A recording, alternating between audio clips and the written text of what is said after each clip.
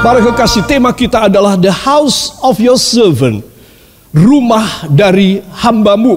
Ya saudara, ini adalah kalimat yang menyenangkan sekali. Semula kita membaca Alkitab biasa aja, ini terdapat di dalam Alkitab. Tetapi kemudian kita mendapatkan ilham dari Roh bahwa rumah kita, katakan bahwa rumah saya, keluarga saya harus menjadi rumah dan keluarga hamba Tuhan. Ya, jadi poin daripada firman ini pelajaran penting sekali. The house of your servant, atau dalam bahasa Indonesianya rumah hambamu, saudara. Tidak dikatakan keluarga hamba, tetapi rumah dari hambamu ini. Ya, saudara, segala sesuatu yang berkenaan dengan rumah, segala sesuatu yang berkenaan dengan hidup hamba, itu adalah hamba mengadopsikan engkau sebagai majikan, engkau sebagai Tuhan dan Tuan, engkau sebagai pemilik dari hidup hamba, dan hamba kerja kepadamu. Itu sebab disebut sebagai rumah hambamu, saudara. Dan untuk jelasnya adalah rumah dari hambamu, saudara. Dan ini penting sekali. Saya melihat bahwa mujizat itu sulit terjadi kepada orang Kristen. Apa sebab? Karena dia tidak mengadopsikan, dia tidak memberikan seluruh keluarganya ke dalam tangan Tuhan untuk ditangani oleh Allah. Saudara, itu sebab dia masih tetap ada di dalam satu keadaan yang sulit. Dia harus berjuang sendiri. Otomatis siapa yang mau tanggung jawab? Kalau rumah tangga saya, kalau pribadi saudara dan keluarga saudara tidak dipersembahkan, saudara, dan Tuhan tidak mengadopsi keluarga saya menjadi keluarga hambanya. Katakan, keluarga saya harus menjadi keluarga hambanya. Berarti saya harus melayani Tuhan. Ini cara yang mudah dan ajaib yang mengubah keluarga saya. Amin. Itu sebab ini penting sekali anak-anak Tuhan, supaya setiap kita memperhatikan ya, bahwa Tuhan memberi kepada saya dan kepada Anda perkara-perkara yang besar, yaitu the house of your servant, yaitu rumah dari hambamu ini ya Tuhan. Dan saya yakinkan saudara bahwa Tuhan akan melakukan pekerjaan yang besar di dalam setiap keluarga dan rumah tangga kita. Amin. Yang percaya beri kemuliaan yang baik bagi dia. Para kekasih, kita akan membuka di dalam 2 Samuel pasal yang ke-7 ayat yang ke 2 Samuel pasal yang ke-7 ayat yang ke-29. Kitab 2 Samuel pasal yang ke-7 ayat yang ke-29. Para kekasih, kita akan membacanya sebentar. Dengan suara yang nyaring juga di rumah saudara. Siap? Saya ingin saudara tahu apa judul dari perikop bab ini, apa judulnya di atas itu? Doa syukur Daud, ya. Jadi ini adalah doa syukur Daud. Kenapa? Karena Tuhan meluputkan dia dari kematian di dalam peperangan itu, saudara. Mari kita akan baca 1, 2. Sekiranya engkau sekarang berkenan memberkati keluarga hambamu ini, supaya tetap ada di hadapanmu untuk selama-lamanya. Sebab ya Tuhan Allah, engkau sendirilah yang berfirman, dan oleh karena berkat-Mu, keluarga hambamu ini diberkati untuk selama-lamanya. Amin. Saudara yang kekasih, ini adalah satu hal yang istimewa sekali. Kiranya engkau sekarang berkenan memberkati keluarga hambamu ini. Apakah dia tidak pernah meminta berkat? Sudah biasa dia meminta. Daud secara reguler, secara teratur dan disiplin, sehari 3 kali datang di hadirat Tuhan. Dia melepaskan pakaian kerajaannya sebagai raja yang besar dan semua aksesorisnya. Banyak sekali, saudara. Aksesoris seorang raja banyak sekali. Sebelum saya naik ke sini, ada cukup banyak aksesoris saya pasang pada tubuh saya. Saudara, Kalau tidak demikian, saya tidak bisa tampil dengan baik. Saudara, seorang raja mempunyai aksesoris yang banyak sekali. Sehari 3 kali dilepas dari tubuhnya. Dan dia memakai kain belacu, kain katun, kain linen. Sekarang kain linen putih, ya. Dulu setengah hitam. Masih serat benar. Gatal, kasar. Dan sehari 3 kali dia datang kepada Tuhan, di rumah Tuhan. Dia meninggalkan istana, dia berjalan kaki, dan dia masuk dalam rumah Tuhan. Saudara, dengan kesederhanaan. Dan setiap kali kalau dia datang, dia berkata bahwa pribadi dia harus kau berkati Tuhan. Bukan cuma aku, tetapi juga keluargaku. Keluarga ini dia katakan sebagai the house of your servant. Rumah dari hambamu. Coba, begitu rendah hati. Raja yang besar ini saudara, sangat rendah hati.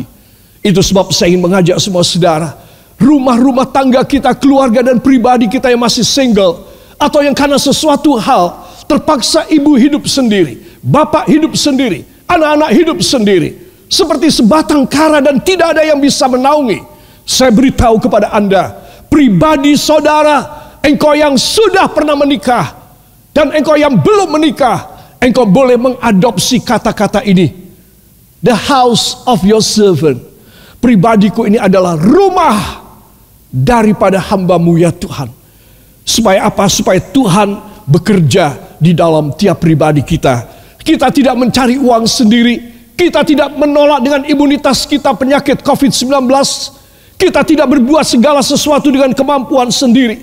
Tetapi kita menyerahkan semua dalam tangannya. Dan dia bekerja di dalam keluarga kita. Karena kita mengatakan keluarga kita adalah rumah hambamu. Katakan, rumah hamba Tuhan. Itulah keluarga saya. Saudara, betapa mudahnya sebenarnya. Tetapi seringkali kita tidak mau. Saudara, kalau umpama saya seorang yang miskin, bodoh dan gagal, saudara, mau ada orang menganggap saya, ya bahkan mungkin anak saya pun tidak akan menganggap, apalagi orang lain, dan memanggil saya ini itu segala macam, datang ke rumah saya. Saudara, saya tidak punya apa-apa, rumah saya sangat sederhana. Tapi coba kalau seorang saudara kaya raya, punya pangkat, saudara, banyak orang ingin diadopsi menjadi anaknya atau menyebut sebagai familinya. Betul apa tidak? Kalau saya tidak mempunyai apa-apa, tidak ada orang mau menyebut apapun tentang saya. Dan tidak akan menganggap saya bagian dari keluarga mereka. Tidak. Tetapi coba saya kaya raya, saya berpangkat, saya pintar. Saudara, semua orang kepingin dekat dengan saya dan masuk dalam keluarga saya. Saudara, bagaimana saudara dan saya tidak mengerti rahasia ini? Tuhan ingin supaya saudara mengenal siapa dia. Supaya saudara mempunyai satu kebesaran hati, satu ketulusan, satu kejujuran yang mengatakan bahwa dia adalah majikan saudara. Dia adalah Tuhan dan Allah saudara. Dia adalah juru selamat saudara. Dia adalah pemberkat saudara. Lagu kita yang terakhir mengatakan, Engkau Tuhan, ya, terus Tuhan menyembuhku, Tuhan pemulihku. Amin. Dia pemberkat, dia penyembuh, dia pemulih. Siapa tidak mau masuk dalam keluarga dia? Siapa tidak mau mengakui dia? Saudara, semua orang harus mengakui dia bahwa dia dahsyat, dia luar biasa.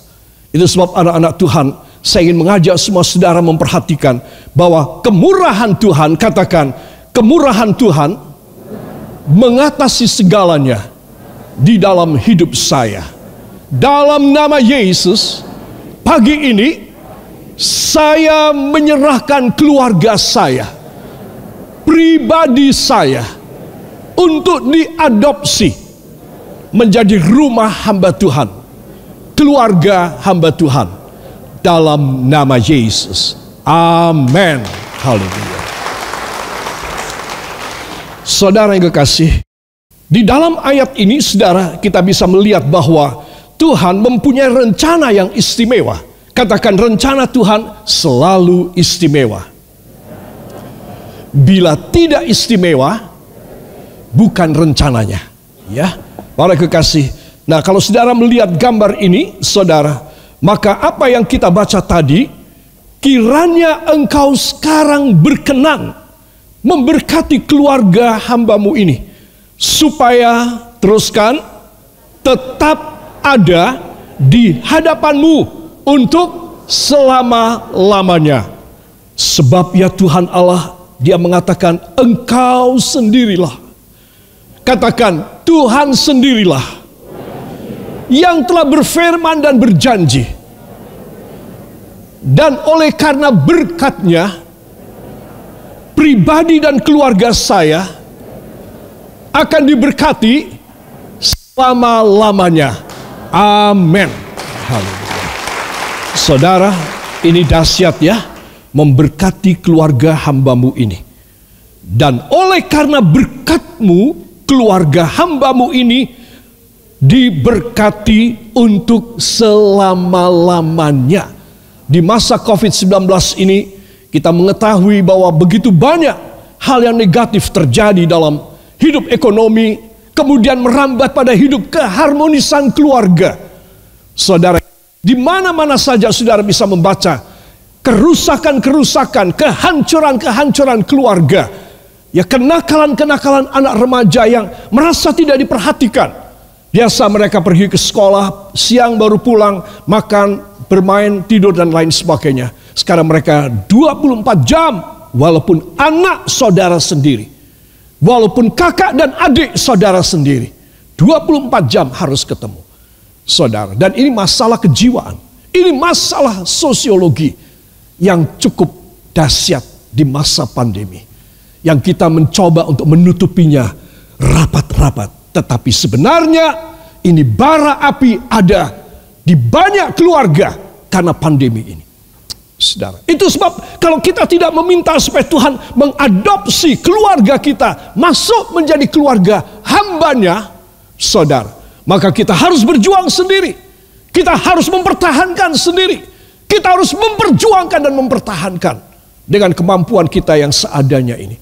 Itu sebab semua katakan, sebab itu mulai pagi ini saya sepenuh sadar saya setulus-tulusnya akan minta supaya keluarga dan pribadi saya diadopsi Tuhan menjadi rumah hamba-Nya dalam nama Yesus. Amin.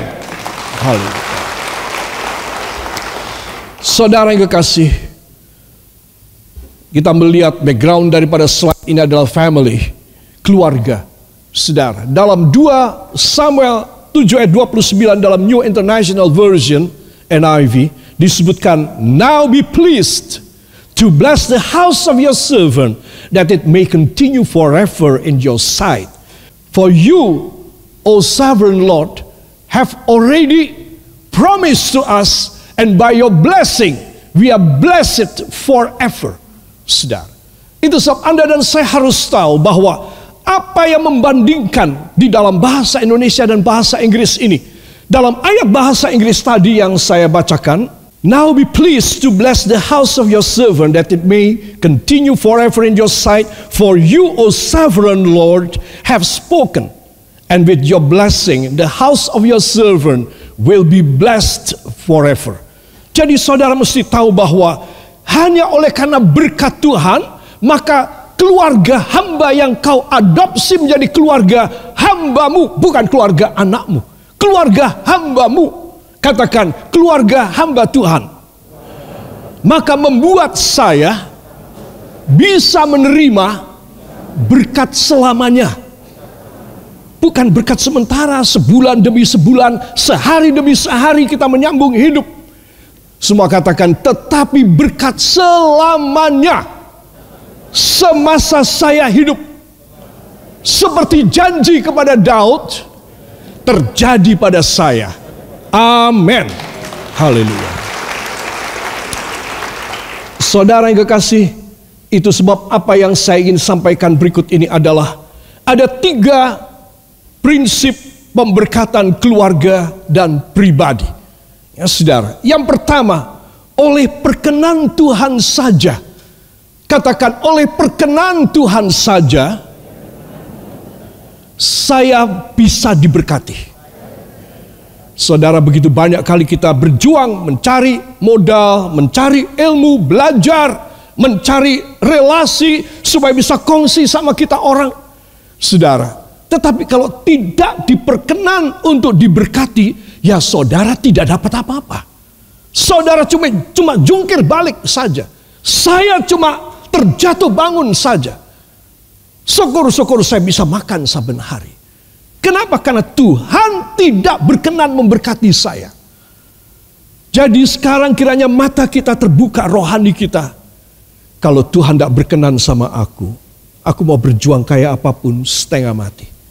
Aku harus minta Tuhan berkenan untuk memberkati aku. Doa saudara, bila saudara hatinya ditilik oleh Tuhan, hatimu baik anakku, hatimu bisa terima. Saya percaya saudara, doa saudara yang sederhana, modal saudara yang kecil, kemampuan saudara secara intelektualitas dan pengalaman yang terbatas, saudara tidak menjadi penghambat karena Tuhan berkenan memberkati saudara. Sekarang apa yang saya dan saudara harus ambil dalam hidup kita? Semua katakan, perkenan Tuhan untuk memberkati saya dan isi rumah tangga saya. Perkenan Tuhan. Saudara, kalau saudara tidak memiliki perkenan dari Tuhan, maka saudara tidak akan bisa jungkir balik saudara. Modal berapapun sudah kau pakai untuk perbuatan dan pekerjaanmu, semua akan gagal. Unsur yang kedua, saudara, adalah berkat ini agar keluargaku tetap di hadirat-Mu. Jadi berkat yang direstui oleh Tuhan harus tetap di dalam keluarga kita. Jangan sampai menjadi tempat lewat saja untuk sampainya berkat pada orang lain. Kita cuma kelewatan. Katakan, berkat tersebut harus menjadi properti hak saya. Berhenti pada saya dalam nama Yesus. Ya, jadi saudara, kita harus mengerti akan rahasia ini. Supaya apa? Supaya kita boleh mendapat perkenan dari Tuhan di dalam hidup kita. Dan yang ketiga, saudara, prinsip ketiga dari pemberkatan pribadi dan keluarga adalah janji berkat Allah ini berlaku selamanya. Saudara, berlaku selamanya. Saudara yang kekasih, Tuhan ingin supaya saya dan saudara mengerti kalau Dia sudah berkenan. Katakan, bila Tuhan sudah berkenan memberi berkat kepada saya, maka berkat tersebut akan selamanya ada di dalam rumah tangga saya. Saya pegang janji ini karena ini adalah maunya Tuhan. Amin. Haleluya. Saudara, para kekasih, sekarang perhatikan berikutnya. Saya ingin mengajak semua saudara, ada 3 kalimat yang dahsyat ya di dalam berkat keluarga Tuhan ini. Yang pertama di dalam kalimat bahasa Inggris tersebut adalah the house of your servant, rumah dari hambamu, saudara. Yaitu apa? Rumah dari hambamu disebutkan, saudara, 5 kali. Di dalam 2 Samuel pasal 7 disebut 5 kali, saudara. Dan ini istimewa. Ya, saya akan tunjukkan. Dan kemudian ada perkataan yang lain, to bless, blessing, blessed. Ini adalah perubahan dalam grammar tata bahasa Inggris yang sempurna. To bless, diberkati pada satu ayat ini. Kemudian blessing menjadi berkat dan blessed, terberkati. Saudara, itu disebutkan dalam satu ayat ini. Dan yang terakhir pada satu ayat yang pendek ini ada dua kata forever, selamanya. Itu dua kali. Saudara yang kekasih, saya ingin supaya semua saudara tahu pada satu ayat yang kompak ini, 2 Samuel 7:29, Tuhan mau memberikan perjanjian selamanya. Bila saudara kekurangan uang, saudara tidak jalan usaha, anak-anakku yang masih muda dan remaja, engkau terpaksa mentok di dalam masa depanmu. Pegang firman yang akan kau terima ini, bahwa kalau Tuhan berkenan kepadamu, berkat itu selamanya. Katakanlah ada orang yang sirik sama saudara. Katakan orang yang tidak baik dan mau menjegal saudara, mau merampas berkat saudara. Semua katakan tidak bisa. Karena saya pegang 2 Samuel 7:29. Amin. Saudara harus percaya bahwa itulah berkat saudara. Saudara, di sini saya akan menjelaskan tentang Raja Daud. Dalam 2 Samuel pasal yang ke-7, kata keluarga hambamu, saudara, ada 5 kali dalam pasal 7. Saudara, dalam pasal 7 ayat 19, dia berkata masa depan yang jauh, bahkan masa depan yang jauh engkau sudah kasih tunjuk pada hamba. Katakan visi ilahi. Nah, untuk satu keluarga bisa dipercaya untuk selamanya dengan berkat Tuhan, harus mempunyai visi ilahi. Raja, sebenarnya apa sih kurangnya raja? Miskinnya apa? Tidak ada. Apa yang dia tidak bisa beli, apa yang dia tidak bisa bikin, tidak ada. Itu raja. Tetapi satu raja ini istimewa sekali. Saudara, dia melihat masa depan yang diberi oleh Tuhan seperti satu film, video, serentetan pria-pria gagah menjadi raja-raja. Itu semua keturunan dia. Saudara, dan sejarah membuktikan bahwa Israel itu hancur ketika dipimpin oleh Raja Yehu, saudara. Ya, dan kemudian seterusnya yang sekarang sampai sekarang ada di antaranya keturunannya Republik Israel sekarang, ya saudara, yang dinamakan sebagai Holy Land, itu dari Yehuda. Jadi saudara mesti tahu bahwa dari 12 suku, sisa 2 suku, Benyamin dan Yehuda. Dari 2 suku, sisa 1 suku, Yehuda saja. Saudara. Dan Daud dari suku Yehuda. Saudara. Dan Tuhan melihat bahwa orang ini seperti apapun dia, hatinya itu sangat tulus kepada Allah. Dan itu sebab dia dipercaya berkat luar biasa. Amin. Katakan ketulusan hati saya modal berharga. Orang tulus itu kayak apa, saudara? Orang tulus itu kalau melihat orang yang lewat dan menyakiti dia, dia ingat perbuatannya, dia ingat kejahatannya. Orang yang tulus, aku sudah memaafkan. Itu orang tulus. Orang yang tidak mau memasukkan hal yang jahat di dalam hatinya. Orang yang tidak sudi menyimpan semalam pun rencana-rencana di otaknya untuk rencana-rencana jahat dan yang tidak berkenan kepada Tuhan. Itu orang tulus, dia buang sama sekali semua. Banyak orang bertanya apa rahasianya menjadi tetap diberkati, tetap dipercaya, bugar. Hati, cuma hati. Kalau seorang hatinya busuk, seorang tidak baik di hadapan Tuhan, yang menilai cuma Tuhan. Engkau tidak boleh menilai. Saya tidak boleh menilai. Hanya Yesus yang boleh menilai. Hanya Roh Kudus yang bisa mengoreksi kita. Katakan amin.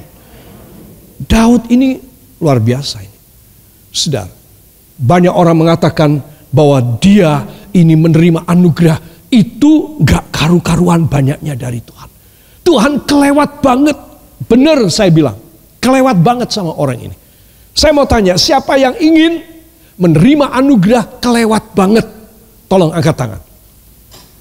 Saya melihat semua. Semua. Bahkan anak kecil mengerti khotbah saya. Amin. Beri tepuk tangan bagi dia. Haleluya. Jadi kalau saudara punya hati tulus, tidak sempurna orang itu, tetapi hatinya tulus di hadapan Tuhan, maka Tuhan kasih tunjuk satu vision, serentetan orang-orang keturunan dia yang luar biasa. Saudara, itu disebutkan dalam ayat yang ke-19. Kemudian dalam ayat 25 tentang pemenuhan janji Tuhan. Tuhan, apa yang kau janji, please penuhkan kepada hamba. Oh beres Daud, karena kamu hatimu tulus, beres. Aku selesaikan semua. Saudara, rahasia hati itu adalah rahasia keberhasilan atau kehancuran. Rahasia hati cuma dua, berhasil apa hancur. Jadi kalau saudara tahu dari pelajaran firman bahwa ekonomi, kesuksesan, dan kesenangan kebahagiaan hidup manusia itu sangat tergantung pada firman, jangan lepaskan firman. Saya sudah bilang tadi berapa kali, engkau tidak punya modal, no problem. Engkau bodoh, tidak masalah. Engkau sudah tertinggal, tidak ada masalah. Asal, katakan asal, saya pegang janji Tuhan. Dengan hati yang tulus, Tuhan bekerja dalam hidup saya. Amin. Yang ketiga, saudara catat dan perlu dibaca di rumah, ya. Nama Tuhan menjadi besar dalam keluarganya dia. Saudara, dia tidak, sudah pasti dia sebagai raja yang luar biasa, namanya ditakuti oleh semua raja-raja yang lain. Alkitab yang menulis, bukan saya yang bilang. Ya, kalau raja-raja lain mendengar nama Daud disebut, maka dia akan marah dan dia akan berkata, stop, jangan sebut nama orang ini. Aku jadi takut, aku jadi drodok jantungku. Mendengar nama Daud, semua raja takut dan terteror hatinya. Mendengar nama Daud disebut. Coba, saudara, bukankah ini orang luar biasa? Kenapa? Karena dia menerima dari Tuhan. Sehingga orang-orang raja-raja pada takut daripada kita diserang, dihancurin, habis sama sekali. Cepat kamu kirim upeti kepada Daud. Cepat supaya dia jangan sampai menyerang kita. Saudara, perhatikan. Ini orang luar biasa. Kenapa? Semua katakan karena ada nama Tuhan dalam pribadi Daud. Saudara mempunyai nama di atas segala nama, engkau menaklukkan segala macam problema dalam hidupmu. Tidak ada sesuatu kemustahilan yang boleh bercokol di dalam hidupmu. If you have such kind of name, the name over all names in this world, and you use this name in the name of Jesus Christ, you must know and you must believe that this name will overcome and make everything to be fine, to be well, because you say, just saying only, just praying only in the name of Jesus Christ. Itu sebab Anda dan saya harus tahu, nama ini diminta oleh Raja Daud. Tuhan, tolong namamu jangan lepas dari seluruh keluargaku. Sampai namamu tidak ada pada anakku atau pada mantuku atau pada putriku atau pada istriku atau pada diriku. Tuhan, aku hancur. Aku minta namamu tetap ada di dalam keluarga dari hambamu ini. Haleluya. Saya perlu menegaskan pada anak-anakku yang masih muda yang cari uang, cari kerjaan, cari pacar, cari pasangan hidup. Jangan engkau tukar imanmu, nama Yesus, dengan pacar atau dengan calonmu. Engkau sudah menghina Tuhan. Orang-orang sedemikian hidupnya selalu susah. Tunjukkan pada saya mana yang tidak susah. Saudara, itu sebab Anda harus tahu bahwa nama ini harus membuat keluarga Anda di dalam satu kejayaan. Karena tidak ada nama yang lain, hanya nama Yesus. Jangankan dengan soal ekonomi, politik, keamanan, masa depan, dengan setan iblis, musuh yang besar pun nama ini sudah menghancurkannya. Jadi saudara, engkau itu menjadi seorang anak Tuhan kurang apa sih? Ya saudara, hanya seorang yang kurang titik-titik aja. Apa? Bukan saya loh yang ngomong. Hanya seorang yang kurang AJAR itu. AJAR, ya, itu yang tidak bisa menerima. Seorang yang betul-betul hatinya tulus, saya bilang tadi, dia menerima dan ada nama Yesus bersinggah sana dalam hidupnya. Nama yang sangat luar biasa. Nama di atas segala nama. Semua lutut di bawah bumi yaitu di neraka, semua lutut di bumi yaitu manusia, semua lutut di dalam sorga yaitu para malaikat dan penghulu malaikat tunduk menyembah kepada nama Yesus.